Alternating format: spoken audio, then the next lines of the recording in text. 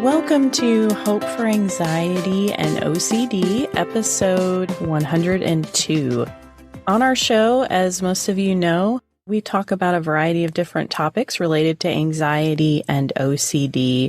But we also talk about healthy relationships as we are striving to have healthier relationships with God and others. Today on the show, I have Tammy Daughtry, who is the author of Coparenting Works, Helping Your Children Thrive After Divorce. I know that this is something that I don't have experience with, even though I went through a divorce several years ago. We did not share any children together. Thought it would be great, since this is a topic that a lot of our listeners probably are dealing with, co-parenting, and it can create a lot of distress and anxiety. Thought it would be good to do a show on this. Tammy, welcome to our conversation today. Thank you so much, Carrie. It's a joy to be with you. Now, how did you get into divorce and co-parenting work? Well, this is a short show, so I'll give you a summary. I am an adult child of divorce, and my parents have been divided since I was age 1. And they're both still alive, which is a beautiful thing. So I have lived decades in that space.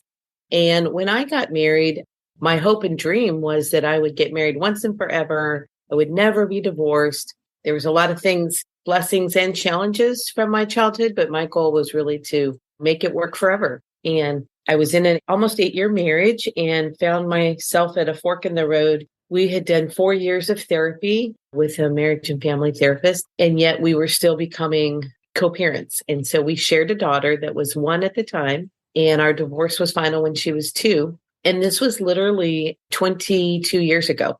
I was looking for hope-filled resources on co-parenting, on single parenting, on life after divorce. I couldn't find anything, honestly, about co-parenting that had a hope-filled lens. There were some books out on co-parenting with a jerk or co-parenting with a narcissist. Yeah. And I didn't want to pick those up because they just sounded angry. And I knew I'd learned a lot from being a kid in a divided family, honestly. And I knew what anger and toxic anger looked like. I was trying to find another path. Over time, I had been an event producer in that season of my life, and I started producing events for divorced parents because I thought, we need a place to come and gather and be able to have people address tough topics, but with strategies of hope and solution. 20 years ago this year, back in 2003, I started Co-Parenting International with the goal of being a voice for children and helping co-parents have a roadmap. And eventually went off to grad school in 2007, became a master's in marriage and family to really study and understand deeper how to help people in high conflict, learn to communicate. We've been at this work a long time, and it's been a great delight. And I'll say in my own personal journey, we launched a daughter who is now 23. She's thriving. She's actually got married. I wanted her always to believe that marriage mattered and that God's plan for marriage was forever. I'm excited to say that precious girl who was the catalyst of all things co-parenting in my own life is now an adult and doing really well. And then I did remarry when she was 9. So now we're in a blended family, which is a whole nother topic we could tackle at another time. But I just walked into it in my own personal life and did not find any Christian faith-based resources back in the year of 2000. So decided to create some. That's incredible. It's been a great joy to walk with people. Yes. What are some of the challenges that parents who are co-parenting most commonly deal with that you see? Oh boy, there are a lot, so many. But the one thing that I often or always try to help moms and dads with is what we call the handoff. How you handle a handoff, I really believe, has a huge root in what a child experiences, whether they've got a broken home or they have 2 parents in 2 houses that both love them, that let them come and go freely. So I spend a lot of time with my clients on the handoff. And I would say a couple quick tips on that. First and foremost, I ask my clients to look through, based on their calendar of transitions, to look ahead and estimate how many times are we going to do this? Because what we have found, children, when they're maybe 1, 2, and 3, they're going to go through almost 500 to 600 handoffs and exchanges. Kids who maybe mom and dad divorced when they're 12, 13, 14, they're probably going to experience maybe 100 to 200. And when we think about children and any life experience that they have, something that consistent that shows up so many times is going to have a deep impact on them. What I try to do when I'm working with two parents who do not like each other, they've got a history of in and out of court, there's pain points, they're just struggling to communicate at all. I try to help shift the focus to their love for their child, for how much they both deeply care about that little one or 3 and 4 kiddos, depending on their family structure, and start to explain the emotional impact of that exchange and how they can each change that so that their child can have an emotional freedom going between them. And it takes a lot of intentionality. 3 things I ask them to focus on is their body language, their facial expression, and their tone of voice. Because in a 10-second narrative, you could quickly understand as a mom if I'm upset or I'm okay. And a child is always absorbing what the adults around them are doing, and they absorb it and they observe it. I often role play with my clients what it sounds like for a mom to be getting a kid ready to go to dad's house, and she's stressed and she has a lot of anxiety about it, and she's not happy, right, to say goodbye to her child. But when they hear me role play what it sounds like, sometimes outside of themselves, it can help them realize, oh, I probably do sound pretty stressed and angry and fearful or frustrated, right? And then I role play what it might sound like if they're launching them off with joy. And then the analogy, I love analogies, Carrie. I'm a visual learner and I'm also a storyteller. And as you can tell, I will have a lot of words, but I always ask parents, to remember the first day they took their child to kindergarten. And for some families I'm working with, they're not there yet. But maybe it was the first day they took them to Sunday school, or they took them to a place where they had to say goodbye for a little while and empower their child to go and do something without them. Parents want their children to succeed at those things, right? If your child is getting dropped off at Sunday school and they're clinging to you and they're like, no, mommy, I don't want to go, or no, daddy, I don't want to go. Well, the parents try to lovingly empower them, right? With your tone of voice, your facial expression, your body language, comfort, and help them know, hey, buddy, you're going to have so much fun. We talk about where they're going. We talk about the activities they're going to do, the people they're going to be with.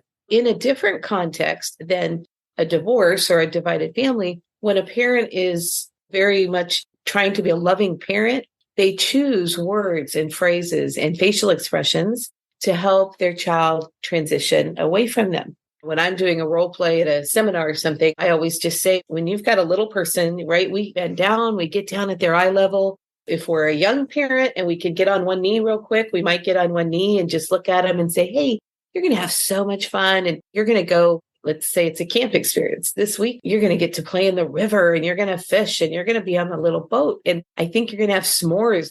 We talk about those things eye to eye with joy and send them off to camp. And we want them to know they're going to be okay when they're away from us. And so I try to pull back on that same narrative to parents who are saying goodbye to their kids. Sometimes it's once a week. It's sometimes 2 or 3 times a week. And to find a way to stay in that focus of helping their child have a healthy goodbye. Because if we can help our child have that healthy goodbye with us and know it's okay to go and enjoy that other household, then quite honestly, we have just given them 3, 4, 5, 600 gifts of freedom and joy to empower them, to not put an emotional hook in them, and to send them off with joy. Now, part of the trick to that, though, Carrie, is I also talk to clients about what are you going to do with your alone time? Because when you're a divorced parent, or maybe you've never married, right? And you've got a child or 2, maybe you live together for a season. That's a rising tide in our culture. They want to be a family, but for a variety of reasons, they don't legally get married. And yet they divide. However people find themselves there, part of the task of that is a lot of goodbyes and some alone time, especially for the single parent journey. I try to talk to my clients about making healthy choices with their alone time. Because quite honestly, that has a big impact on the kind of experience your child has when they come back.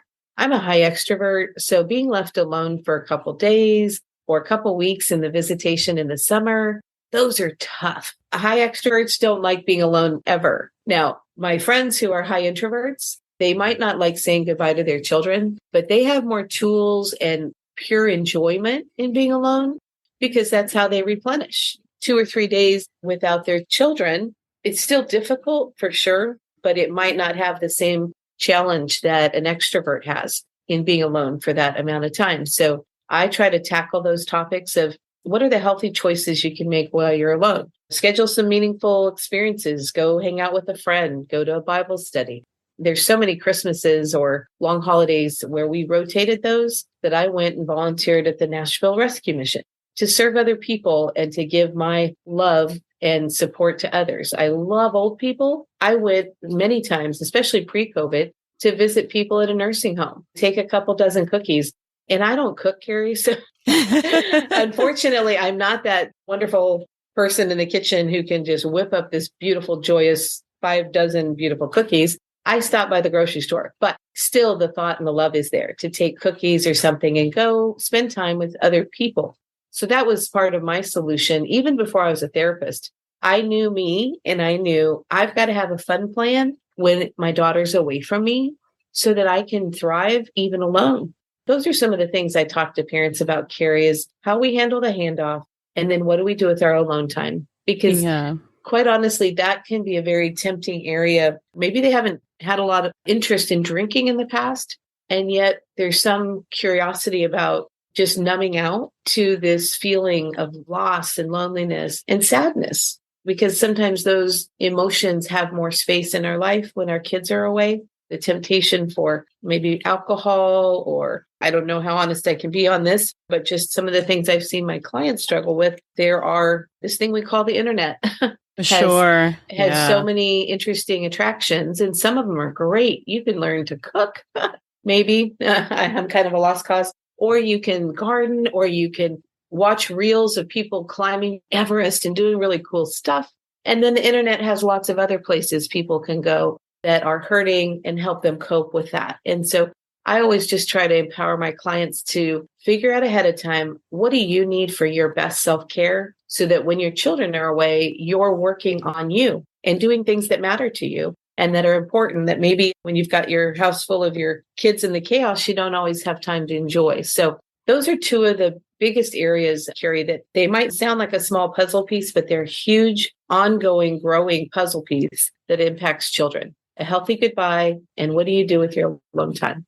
It seems like you would really have to put some of your own feelings aside, especially like you said, in contentious custody situations where maybe you don't feel like that other parent has your child's best interests at heart, or maybe you really want more time with them and things aren't quite going your way the way that you had hoped. And I think in order to create that safe space and regulation for your child, it requires a certain level of self-sacrifice from the parents to be able to manage their emotions in a different way. Yes. And there's a big word that is on paper has, 5 syllables maybe, but compartmentalize is an experience and a choice that we might not know we need to do it until a friend comes along and helps us with it. Someone like you or we sit with people and help them on a regular basis. But finding a way to compartmentalize the difference between the adult relationship, right? The ongoing frustration, the pain, it's a trigger, quite honestly, every time you see your co-parent, because it represents a broken relationship or a relationship that ended. It's an important thing too, Carrie, I think, in working with our clients to see when relationships end, there's often one leaving and one getting left.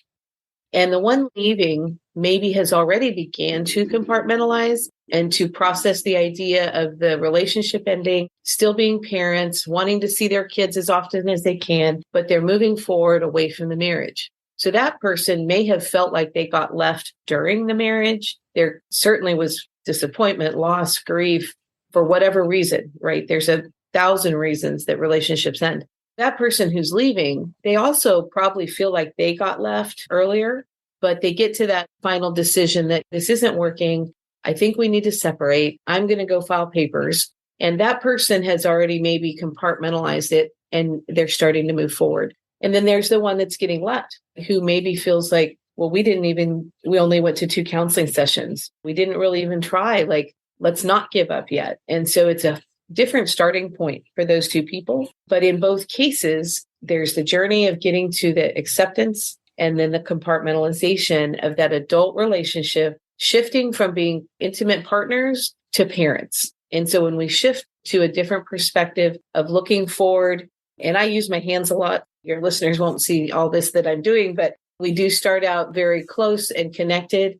And then we shift to what I would say is more of like shoulder to shoulder going forward. And still we are connected for the rest of life because we share a child or children. And the most important compartmentalization is to figure out how to help yourself accept and let go of the pain in the past, like the work you do, the work I do. So many wonderful professionals are available to help people with those transitions, and then really build a life moving forward.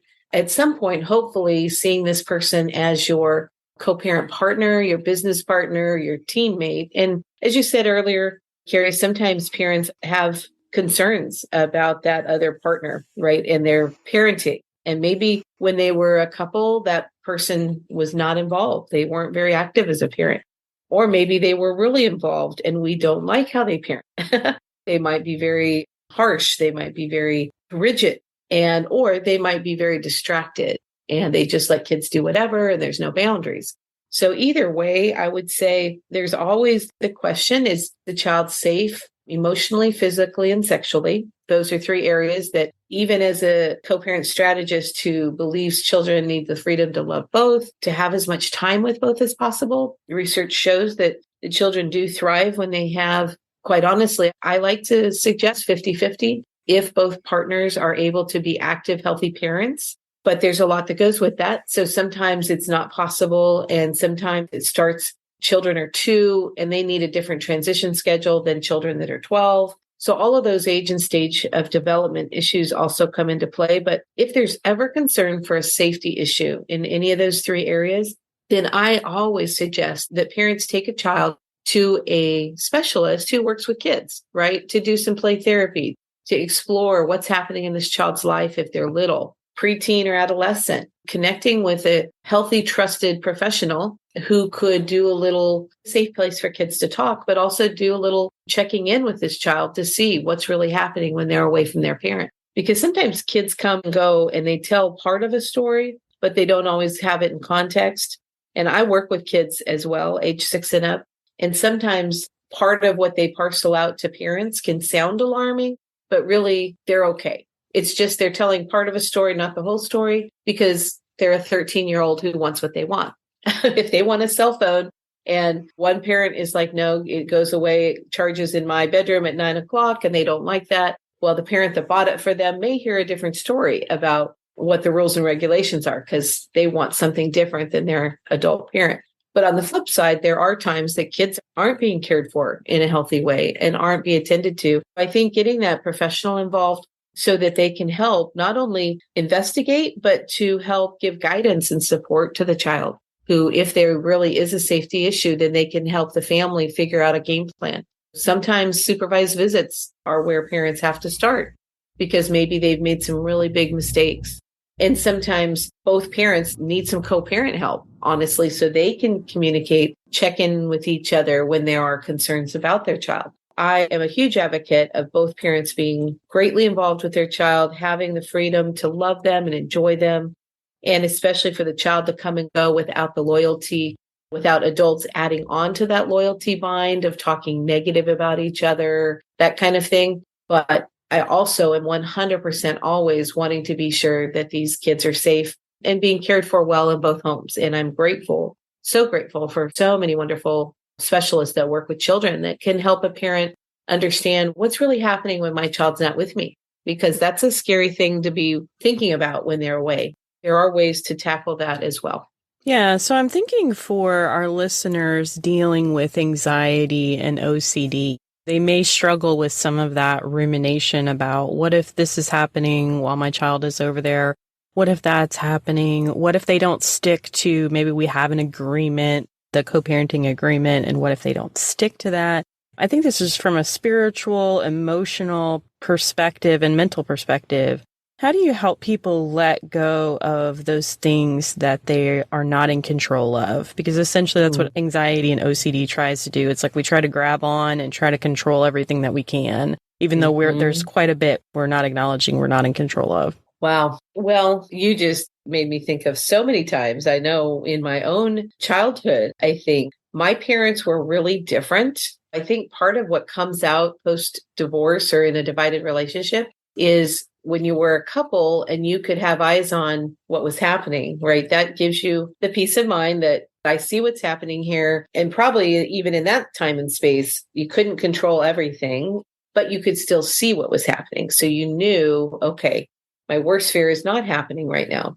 Moving into that season, whether it's a couple days a week or week on, week off in the shared parenting, I think part of it is my hope would be that you could create a communication bridge with your co-parent so that accusing the person, jumping to conclusions, you could have some kind of check-in process with each other. Because what I see happen with co-parents, and no matter what levels of anxiety or other scenarios are part of the system, the two adults, when they move apart from one another, begin to parent as separated parents. The differences in their personality come out stronger. The differences in their belief systems come out.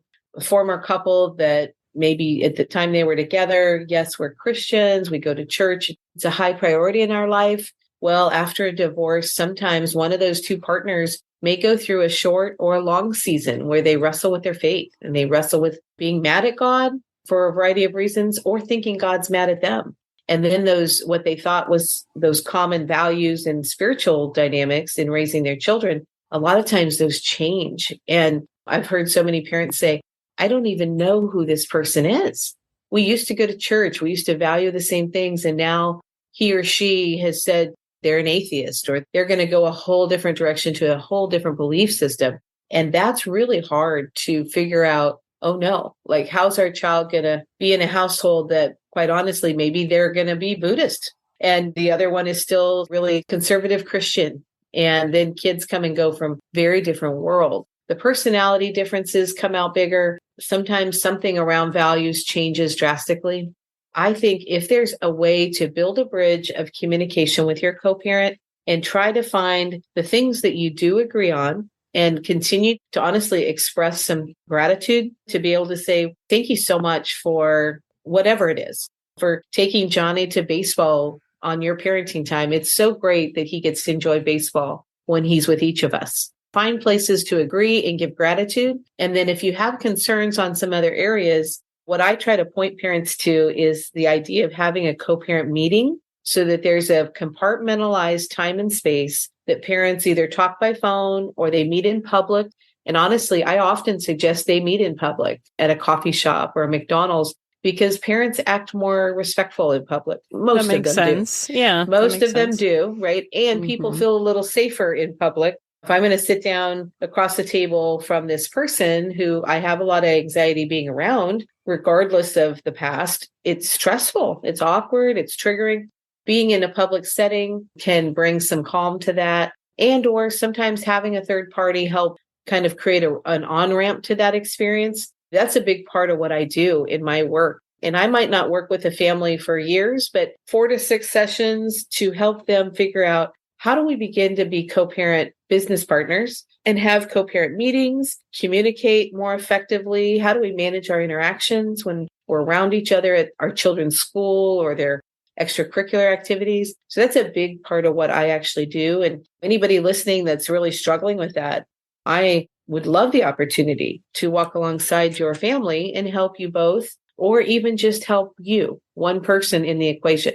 Because I do find, Carrie, quite often, there's one person who is really wanting to be a healthy co-parent. They want to build a communication plan with that person. And the other one is just, they stonewall, they don't respond, or they're just really vindictive and ugly. But what I remind my clients about, your kids are having an experience with you in their childhood that they will remember forever. They will look back and remember the story that was written with you and the story that was written with all the other adults and people in their family. Well, your co-parent, you can't make them do the wrong or stop doing the wrong thing, start doing the right thing. You can't control them, which again is another high level of frustration, right? Some Right. of the Yeah. basic things that you would think and expect are appropriate for your co-parent to do or not do, well, you no longer have a say in that, and you no longer get to have eyes on that.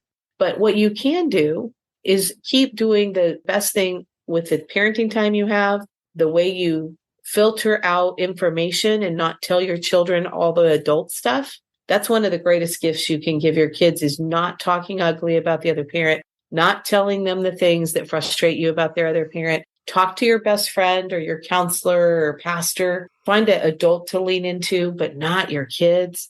Parents that kind of put that verbal filter on and decide this is hard, but when my daughter asks me a question and I want to jump to a negative comment about their other parent, I'm going to try to find a way to filter to still give my daughter a meaningful response, but without accusation and emotional angst about the other person. And so all the things we do in the privacy of our life with our kids, when they're with us on our parenting time, those moments matter and those choices really do matter.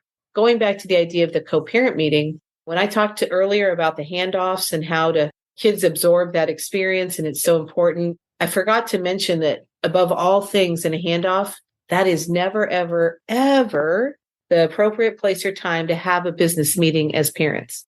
It's not the time to talk about child support or, hey, we need to swap next Friday for Tuesday, or you owe me $200 of copays, or, hey, I want to take our kids on a 4th of July event in 2 weeks that just happened, or, oh, my second aunt's grandmother's father's cousin died and we want to make a trip to Arkansas. Those are all real things to talk about with your co-parent, changing the schedule, talking about finances, addressing if you're in the middle of a school year and you get a call that your child's struggling with science. Well, it'd be ideal to pull your co-parent into that to try to collaborate and support your child. But none of those topics should be addressed at the handoff. The handoff should be simple and positive, upbeat, like I said, kind of like you're sending them off to camp. Give them the tools to go and thrive and enjoy the time. And then find another time to invite that other parent to a conversation. And there's 4 words, Carrie, that people stop saying when they're divorced. And they're real simple. And I always ask my clients to write these down on my handouts that I give them. It's just a question. And that question is simply, what do you think?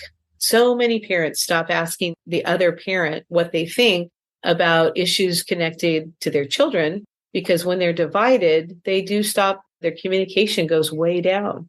And so again, coming back to your questions of concern and anxiety and trying to control the things we can, but set expectations for the things we can't. I find that if parents can move towards, over time, a compartmentalized process of when we'll communicate about the topics of parenting and when we won't, right? We won't talk about them at the handoff. We won't talk about them at the band concert or the volleyball game or cheerleading practice or dance recital. Those are not the times and spaces where we're going to have a parent meeting, but we will find a time and space for maybe 1 hour to talk by phone, talk by Zoom, meet at McDonald's, and just stay focused on 2 or 3 things that are relevant in the next 3 months and asking each other, hey, I need your input. I'd like to know what you think about this. I'm seeing that our daughter potty training, of all the things that are so hard, if you're divorced when you're potty training a child, the best thing for your child would be for you all to talk once in a while, compare notes, not to cast blame and assume the other person isn't doing it right, but to enlist the other partner as the one other human in the world that loves your child more than anybody else on the planet. And even though the adult relationship may have ended, it might have been very hurtful, it might be still very hurtful. Remember that the other parent of your child, honestly, I don't think I've ever met a parent that would ever want to hurt their child. They share that same passion and concern, even though they might start seeing things different, making decisions that are surprising and different. They still love your child.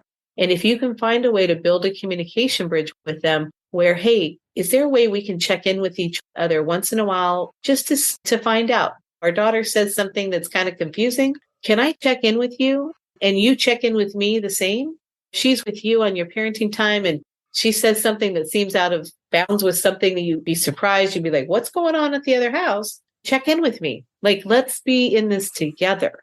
I think the biggest expectation, I know our time is wrapping up, the biggest expectation as co-parents is to remember that who you were as a couple in the past, where you might have had more agreements, you might have come to a neutral way to do things that you're both satisfied, turning the dial way down on that moving forward, because you're going to be different.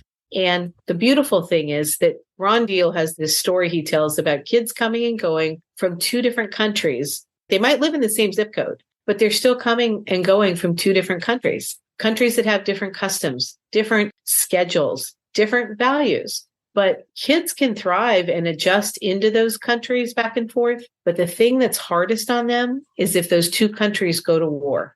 Yeah. And if they're exposed to that war verbally, emotionally, or if they witness arguments and frustration, or they hear negative words about the other country, then the loyalty bind, the confusion, the emotional stress for them rises way up. We want to remind parents that there's going to be more differences now than ever moving forward as co-parents. And if you can find a way to check in and communicate so that you can both feel like it's okay to ask my co-parent some questions, but even the tone of voice that I take, I approach it with a positive assumption that I'm missing information and that I need their insight, and that they're fine to call me and check in and ask questions, because if they hear something and they feel like they're missing part of the information, I'm going to be honest and share with them.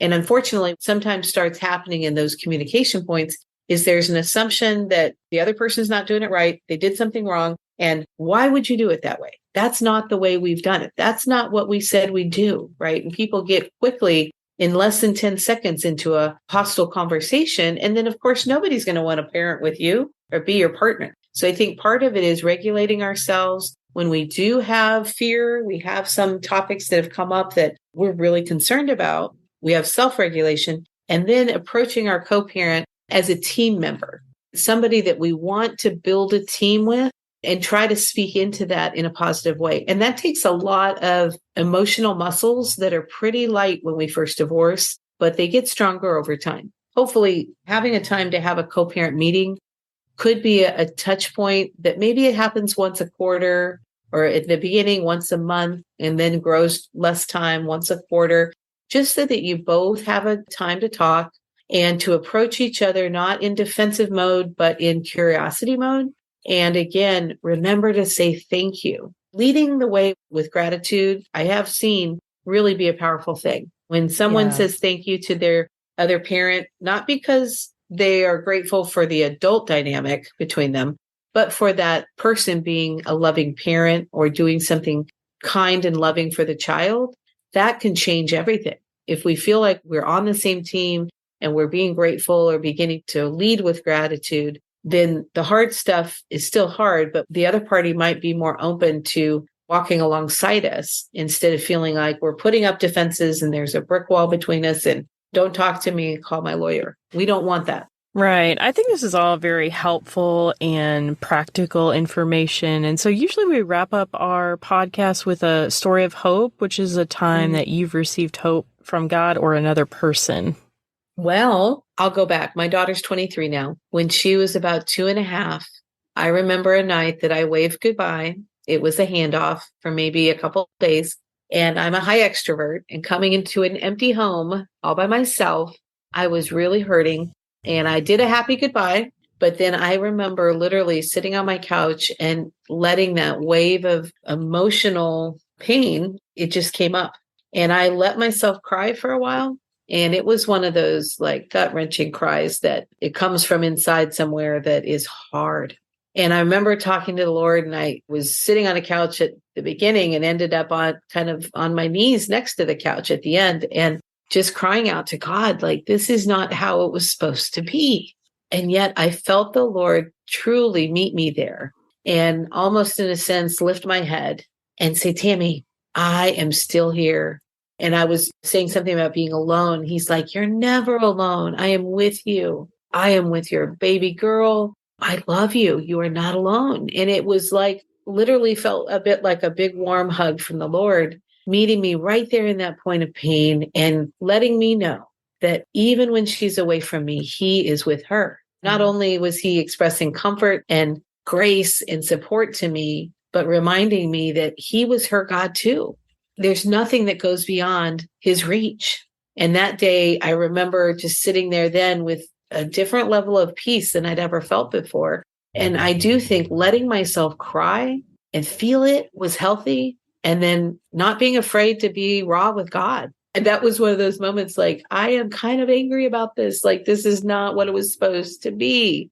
And yet then God came in there and he's like, Tammy, I am with you. I am with her. And I will walk with you and you will never be alone. And I can tell you 20 years later, absolutely true. Emotionally, financially, everything. The Lord has been so gracious to taking the next step. And I feel like I'm in the middle of the ocean about to go under, and the Lord puts a rock under my foot and he stabilizes me. And then the next step, and then the next step. I was so grateful for his response to me and just being able to take the hard stuff, to recognize that of all the times in my life, here I am in the hardest season living alone. And yet I had never. And once I really let that sink in, it really did. It changed everything for me. I was grateful and continue to be grateful, obviously, for getting in the Word, but also getting with other people and regular meetings of Bible studies or small groups or just finding fellowship with people. So I guess that's my story of hope, is that none of us are designed to go at any of these hard things alone. And I think the Lord designed the church and the big picture church to walk alongside together. And I'm grateful that along those years, the Lord placed other people in my life and let me be part of things where I wasn't alone and I was able to sit with other people. And I can tell you, divorce care was a great thing I went through. It was very helpful. And that's something people can go online, put their zip code in Divorce Care's website, find a group near you. They're all over the world, and go once a week and sit with other people on a similar path. Yeah. Learn and grow in a safe place. And that helped me too. So I hope that that's helpful for your listeners. And they can certainly reach out to our website. We do have a lot of free resources and handouts and tools that they can enjoy privately, or if they certainly want to get in touch and work on things directly, that's also an option. But our website has a click through where you contact us. And if you're a parent or a professional, you click a few questions and then we'll be there to walk with you and give you some great hope and some tools. And the last thing I do want to say that I forgot to say earlier, Carrie, one thing I didn't know 22 years ago is there are some brilliant software technologies out there called co-parenting apps.